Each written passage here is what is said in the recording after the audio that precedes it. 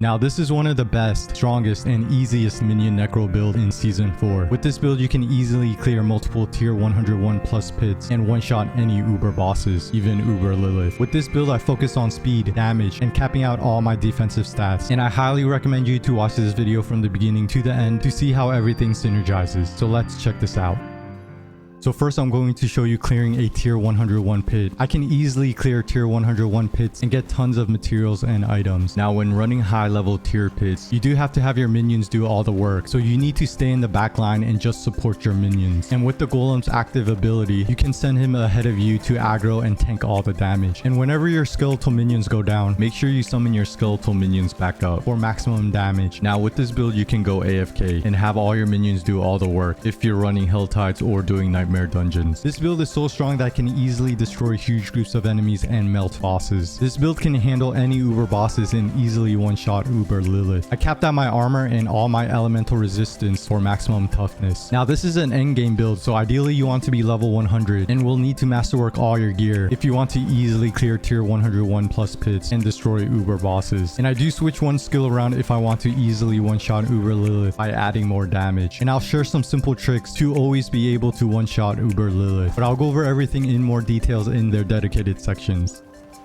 Okay, so next for the skills. Now the first skill I'm using is Decrepify, and this will curse the target area, and enemies afflicted by Decrepify are slowed. And when your minions hit the enemies, they have a chance to stun them, and you also have a chance to reduce your active cooldowns, which is really important so you can spam your other skills. The next skill I'm using is the summoning skill Golem, and I'm using the Blood Golem. And when you activate your Golem skill, you and your Golem becomes unstoppable, and your Golem does huge damage to enemies in an area. And if there's one enemy, it will do triple the damage. So you want to spam this skill as much as you can. The next skill I'm using is Blood Mist, and this skill will turn you into a pool of blood, making you completely immune to damage. And this skill is really strong because it will make you invincible and you can break out of crowd control effects. And this skill is really good to speed farm dungeons. Next skill I'm using is Corpse Tendril, and with this skill you do need a corpse laying around, and it will pull all enemies to the corpse and stun them. And enemies damaged by Corpse Tendril are vulnerable for 3 seconds. The next skill I'm using is the summoning skill Raise Skeleton, and with this build your minions are going to do all the damage and take all the aggro. And make sure you raise your skeletons whenever your skeletons go down. And if you capped out on summoning your skeletons, then you will summon a skeletal priest, which will increase the damage of your skeletal minions and heal them. And using this skill will consume a corpse, which will synergize with your other skills. And the last skill I'm using is the ultimate skill Army of the Dead, and this is a really strong ultimate skill that can one-shot any Uber bosses. This skill will also leave behind corpse and will also raise all your skeletal minions. Okay, so next for the Book of the Dead. Now for the Skeletal Warriors, I chose the Reaper upgrade. And with the Reaper upgrade, your Skeletal Warriors have a 15% chance to form a corpse. And forming corpse is important for this build because it will benefit from your skills and a glyph from the Paragon Board. And next for the Skeletal Mages, I chose the Shadow upgrade. And with this Shadow upgrade, you will deal 3% increased damage for each active Shadow Mage. And this upgrade will greatly increase your damage. And last but not least, for the Golem, I chose the Blood upgrade. And with this upgrade, when you use your Golem's active ability, you and your Golem will be healed. And most importantly, when your Blood Golem is healthy, you will gain 20% damage reduction and 50% increased damage, which is really strong.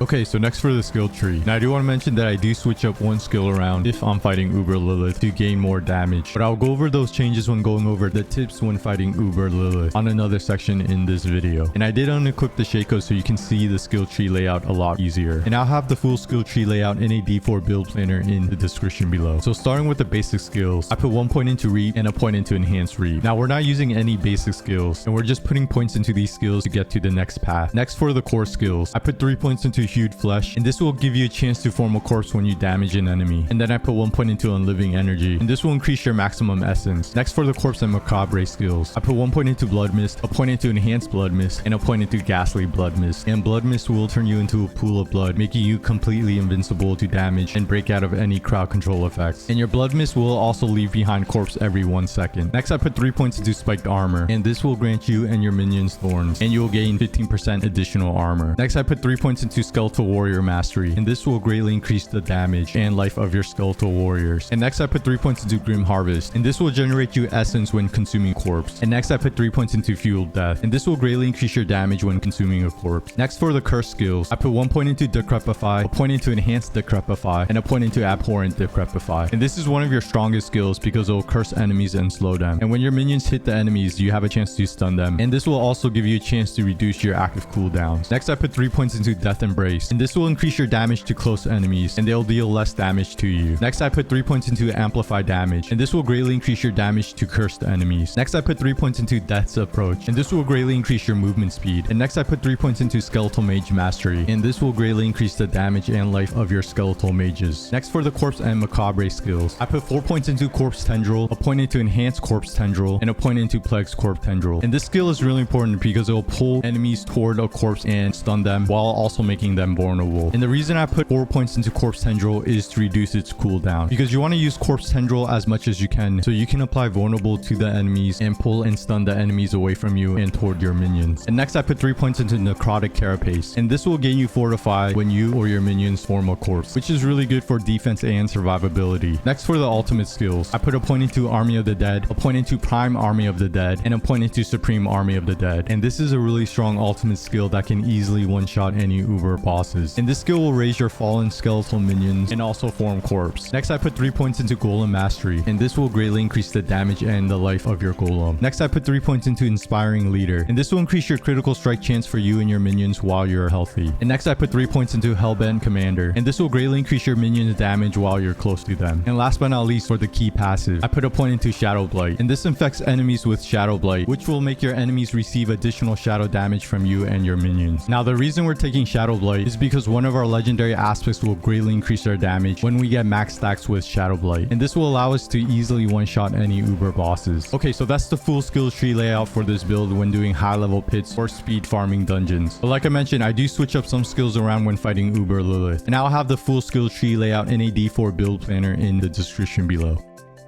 Okay, so next for the gear. Now I do want to mention that I am using one Uber unique for the helmet, which is the Shaco. But if you don't have the Shaco, I do have an alternate legendary helmet that you can use instead. But you do have to switch some of your legendary aspects around if you're going to use the legendary helmet. And in the D4 build planner, I will have a section for Ubers and non-Ubers depending on your situation. And I'm going to go over the best stats and legendary aspects for each piece of gear. So starting with the helmet, I am using the Uber unique, the Shaco. And this helmet is really strong because it has maximum life and cooldown reduction. And for the legendary aspect, you gain 20% damage reduction, which is really important for the Necro. In addition, you gain +4 ranks to all skills. Next for the chest piece, you're looking for maximum life and ranks to Golem Mastery. And maximum life is really important because having a lot of life will prevent you from getting one-shotted in the higher tier pits. And getting plus ranks to Golem Mastery will greatly increase your Golem's damage and life. And for the third stat, you're either trying to cap out your armor or your elemental resistance. So for this chest piece, I have armor. And for the tempering, I have total armor and increased corpse tendril size. And you want increased corpse tendril size so you can pull all the enemies on the screen to your corpse tendril, which will stun them and apply vulnerable to them. And for the legendary aspect, I have your maximum number of skeletal warriors and skeletal mages is increased by 2. Next for the gloves, you're looking for attack speed, critical strike chance, and plus ranks to skeletal mage mastery. And for the tempering, I have increased golem's damage and increased corpse tendril size. And for the legendary aspect, I have skeletal priest empowers your skeletal warriors attacks to deal shadow damage and have a 18% chance to stun enemies for 1.5 seconds. And this legendary aspect is important so your skeletal warriors can deal shadow damage and stun enemies. Next for the pants, you're looking for maximum life and plus ranks to skeletal mage mastery. And if you already capped out your armor and all your elemental resistance, you can get intelligence. And for the tempering, I have maximum life and increased corpse tendril size. And for the legendary aspect, I have you and your minions gain 22% increased damage reduction. And this legendary aspect is important for defense and survivability. Next for the boots, you're looking for movement speed and plus ranks to skeletal warrior mastery. And for the third stat, I have fire resistance to cap out my fire resistance. And for the tempering, I have increased movement speed and increased corpse tendril size. And for the legendary aspect, I have your skeletal priest now also empowers you at 70% effectiveness. Next for the weapon, you're looking for a two-handed scythe. And the only reason you're looking for a two-handed scythe is because it has the highest damage. And for the stats, you're looking for intelligence, maximum life, and critical strike damage. And for the tempering, I have increased minions attack speed and increased golem's damage. And for the legendary aspect, you deal 240% increased damage for 6 seconds after the Shadow Blight key passive damages enemies enemies 10 times. And this is the reason we're taking the Shadow Blight key passive. And with this legendary aspect, you'll greatly increase your damage, which will allow you to easily one-shot any Uber bosses. Next, for the amulet, you're looking for attack speed, critical strike chance, and plus ranks to Hellbent Commander. And for the tempering, I have ultimate cooldown reduction and increased golems damage. And the legendary aspect I have is while Army of the Dead is active, your minions gain 150% increased damage and take 135% reduced damage. Next, for the rings. Now for the first ring, I have intelligence, attack speed, and critical strike chance. And for the tempering, I have golem active cooldown reduction and increased golems damage. And golem active cooldown reduction is important, so you can spam the golem's active ability, which does tons of damage. And for the legendary aspect I have, your minions gain increased damage while alive, up to 37% after 10 seconds. And this will greatly increase your minions damage. Now for the second ring, I have intelligence, attack speed, and critical strike chance. Now I do want to mention for both the rings, instead of intelligence, you can get maximum life instead. And for the tempering, I have golem active cooldown reduction and increased golems damage. And for the legendary aspect I have, each time one of your summoning minions damages an enemy, they gain 15% attack speed for 3 seconds up to 45%. And this legendary aspect will greatly increase your minions attack speed. Now if you don't have the Shaco, you can use a legendary helmet like this. And you're looking for intelligence, maximum life, and cooldown reduction. And for the tempering, I have maximum life and decrepify size. Now when using a legendary helmet, you do have to switch your legendary aspects around. And you're going to use this legendary aspect, the aspect of grasping vines. And this states that you will gain 25% increased critical strike chance for 6 seconds when you cast Corpse Tendril. And you deal 15% bonus critical strike damage to enemies by Corpse Tendril. And you want to put this legendary aspect on either your gloves or rings and move the other legendary aspect you replaced around. Now in the D4 build planner, I will have 2 sections with Ubers and non-Ubers. And in the non-Uber section, I'll have this legendary aspect fit in with this build. And like I mentioned before, I'll have the full build layout in a D4 build planner in the description below. Okay, so next really quickly for the gems. Now for the armor pieces, you're looking to use ruby gems to increase your maximum life. On the weapon, you're looking to use emerald gems to increase your critical strike damage. And on the jewelry, you want to use gems to cap out your elemental resistance. So on the amulet, I'm using a topaz gem to increase my lightning resistance. On the first ring, I'm using a sapphire gem to increase my cold resistance. And on the second ring, I'm using a emerald gem to increase my poison resistance. And as you can see, if you check out my resistance, all my elemental resistance is capped out at 70%. And if you check out my armor, I have 9,401 armor, which is above the cap because the armor cap is 9,230 armor. And if you check out my movement speed, I have 178.1%. And this is more than enough to dodge all of Uber Lilith's mechanics and to speed farm dungeons.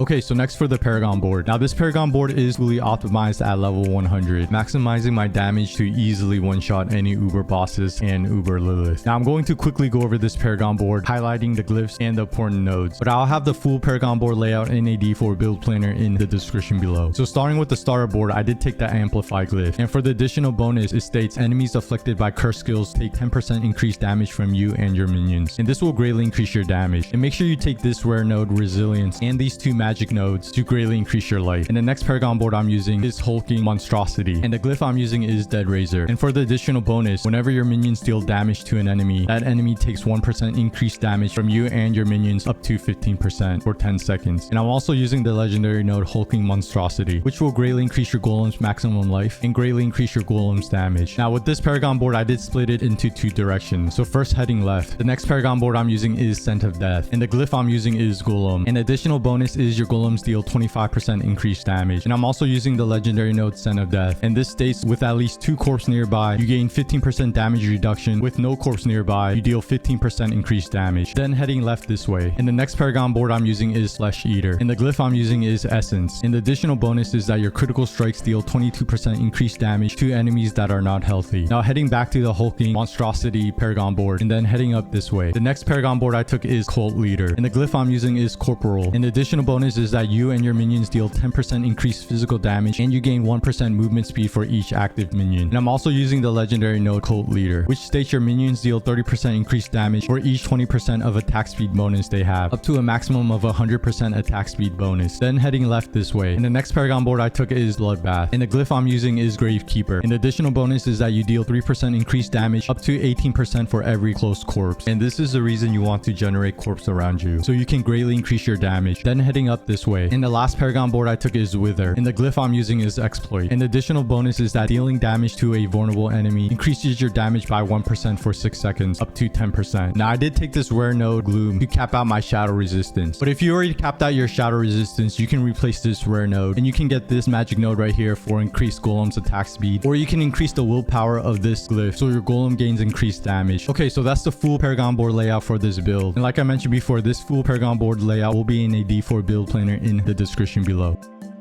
Okay, so next I'm going to share some tips to easily one-shot and defeat Uber Lilith with the Necro in Season 4. Now I do make some changes in the skill tree to increase my Necro and my minions damage. So I do take out 3 skill points out of Corpse Tendril and only leave 1 skill point. And with these 3 skill points, I put 1 point into Blight, a point into Enhanced Blight, and a point into Supernatural Blight. And when you cast this skill on Uber Lilith, you and your minions will deal 20% increased damage to her, which will greatly increase your damage. And for the skills, I do remove Blood Mist and add Blight. And I do want to mention on the second phase when fighting Uber Lilith, when you get Uber Lilith's health all the way down to close to 0, you can switch back out Blight for Blood Mist to easily dodge her fireballs if you're having trouble dodging her fireballs in phase 2 of the fight.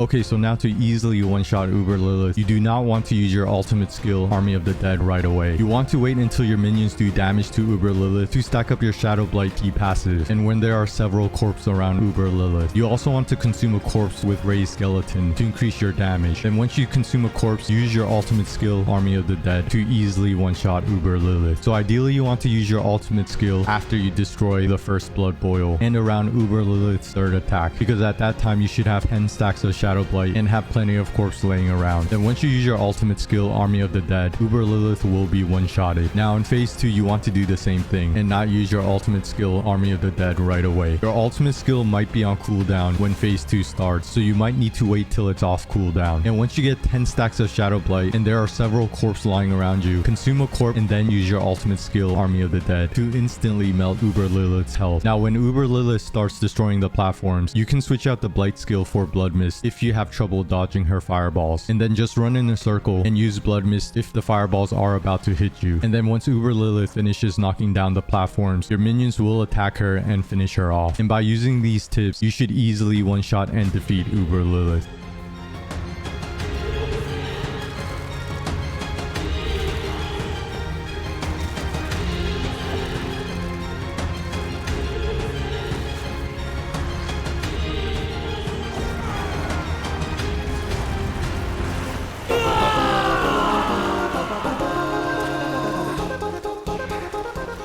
Okay, so thanks for checking out one of the best, strongest, and easiest Minion Necro build in Season 4. With this build, you should easily clear tier 101 plus pits and destroy any Uber bosses. With this build, you should have maximum damage to easily one-shot Uber Lilith. And I'll have different build layouts in a D4 build planner in the description below, depending on your situation. Hope this helps, and more Diablo 4 videos to come, so stay tuned. And of course...